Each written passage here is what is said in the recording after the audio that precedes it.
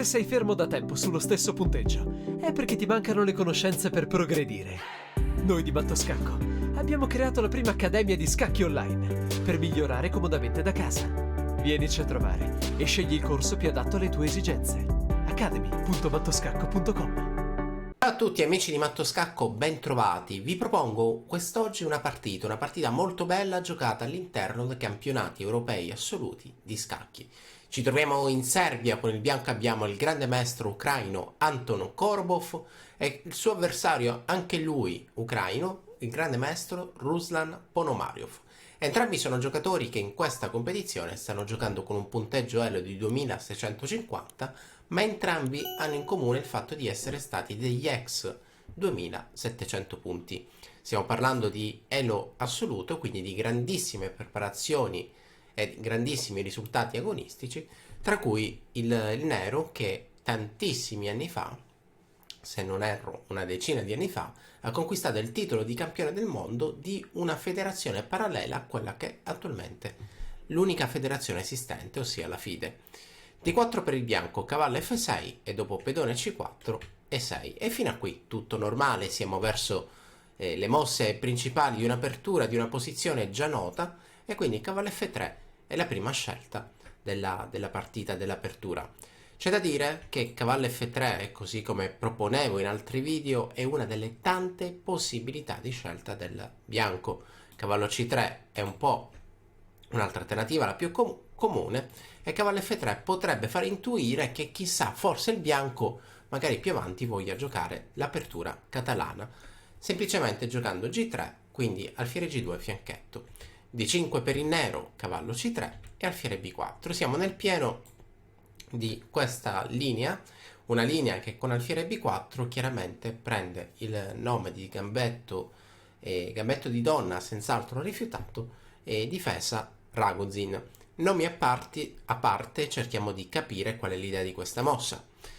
Dovete sapere, qualcuno già lo sa, comunque sia a grandi linee, il giocatore che inizia la sua partita con D4 cerca durante il corso della partita una difficile ma molto bella e interessante spinta di pedone in E4.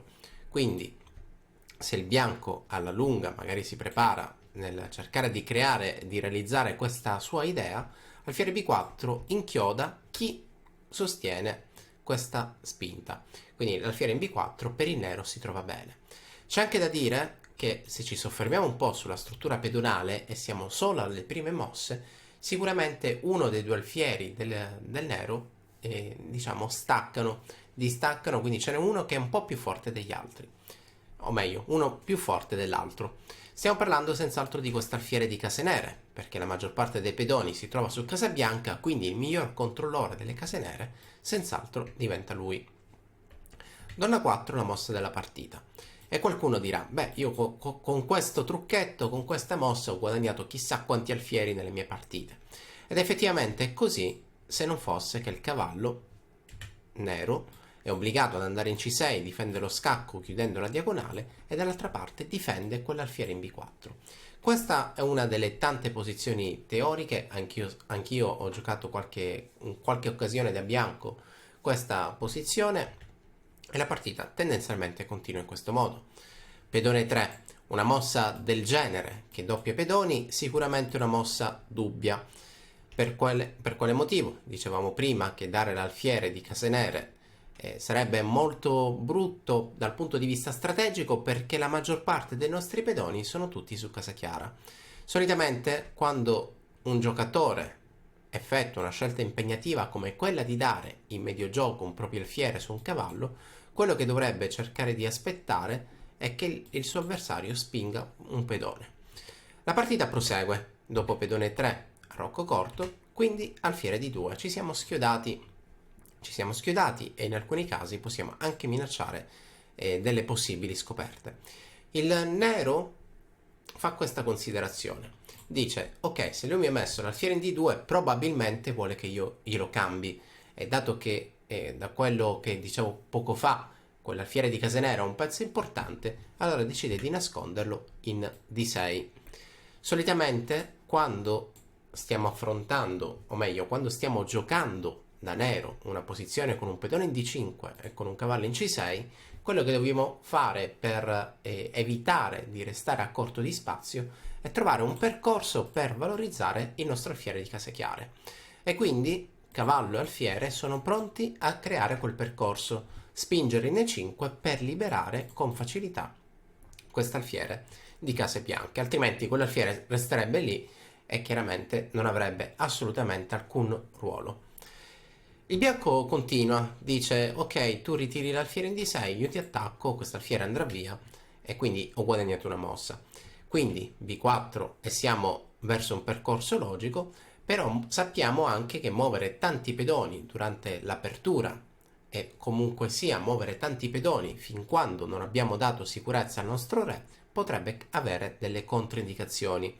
È facile immaginare che muovendo tanti pedoni si crei quello che si chiama svantaggio di sviluppo, come giocare con contro uno svantaggio, o meglio, come giocare con un vantaggio di sviluppo, semplicemente prendiamo di mira il re del nostro avversario e quindi cerchiamo di attaccare, prendere l'iniziativa, aprire il centro e così via. Cavallo E4, effettivamente il nero si prepara a conquistare il centro. Vuole aprire il centro come potrebbe farlo, magari attraverso la spinta del pedone in F6 per poi sostenere nuovamente un altro pedone in E5. Un'altra idea potrebbe probabilmente essere quella di giocare alfiere F6, anche lì siamo pronti a fare 5. Quindi questo cavallo è stato corretto spostarlo qui al centro. B5, il bianco va per la sua strada, considera che non sta correndo alcun rischio e questi pedoni silenziosamente, passo dopo passo, conquistano spazio. Cavallo per D2. A questo punto le scelte sono due: catturare di cavallo, che sembra chiaramente la più sicura, oppure la scelta che a mio avviso è sorprendente di Korobov, ossia catturare di re. Dicevamo prima che al vantaggio di sviluppo corrisponde l'apertura del centro, quindi facciamo attenzione perché se il nero riuscisse ad aprire il centro, questo re si trova in una posizione veramente scomoda. Il cavallo nero in C6 è sotto attacco, non ha di meglio, l'unica possibile ritirata per non essere catturato è andare in B8 e così avviene la partita. Cavallo B8, alfiere D3, pedone C6 e a questo punto torre B1. Il nero non è ancora in grado di fare questa spinta, vuole prepararla ma non è ancora in grado e allora decide di aprire dall'altro lato, quindi catturare in B5 per risolvere un po' il problema di spazio, ossia quello di riposizionare il suo cavallo in C6. La cattura di alfiere purtroppo per il nero impedisce questo salto, altrimenti io sono contento, ti catturo, tu mi catturi e ho un pedone in più che chiaramente non mi dispiace. L'alternativa, qualcuno direbbe, beh, ti gioco a 6, ti mando via, poi vedremo un po' come andrà la partita. In realtà A6 è una mossa che crea un finto attacco perché questo pedone è inchiodato, lungo la traiettoria della donna si trova una torre che lì all'angolo non è difesa da nessuno. Quindi, tornando in partita, donna C7 è stata la scelta di Ponomariov, cercando di preparare cavallo C6 e in futuro potrebbe essere comunque sia una mossa utile per preparare 5. Torre C1, pedone F6, alfiere D3 e adesso ci accorgiamo che comunque il nero non è ancora in grado di fare 5. In caso di 5 seguirebbe una semplice e decisiva cattura al centro che minaccia la donna. L'alfiere ha comunque catturato un pedone, quindi situazione di vantaggio, il nero è spacciato. Quindi Ponomariov gioca cavallo C6, donna C2, piccolo dettaglio, creazione della batteria sul punto H6 e vi dico che sul punto H7 e quando questo pedone potrebbe essere spinto in G6, chiaramente siamo sempre soggetti a dei sacrifici. E questo sacrificio, che analizziamo rapidamente, è molto spontaneo. È chiaro, ho un alfiere in coordinazione con la donna che puntano i pedoni dell'arrocco, ne cattura almeno 2, bene, lo posso fare. Se poi sono in grado di mantenere l'iniziativa oppure ho nuove idee in attacco, chiaramente anche meglio. La prima idea che mi viene in mente, seppur strana e anche in questo video non poteva mancare, è la manovra dell'ascensore, portare la torre sulla terza traversa per poi liberare il percorso. Questo sarebbe un tema di matto fantastico e non molto difficile da raggiungere. Un altro pezzo che potrebbe essere protagonista dell'attacco del bianco, anche questo cavallo che lì in H4 potrebbe anche saltare nuovamente in G6. La partita è proseguita così. F5, cavallo B5, tempo sulla donna e dopo donna B8, donna C3. Dicevo prima, vogliamo controllare ed evitare che il nero con facilità riesca a spingere in E5, quindi il bianco porta un nuovo difensore su questa casa. Pedone A6, adesso sembra fatta per il nero perché il cavallo dovrebbe andare via, magari torna indietro e a quel punto dopo alfiere F6 non mi impedirai più la spinta in E5. Eppure la mossa veramente bella, alla quale darei 2 punti esclamativi, è stata questa. Cavallo D6.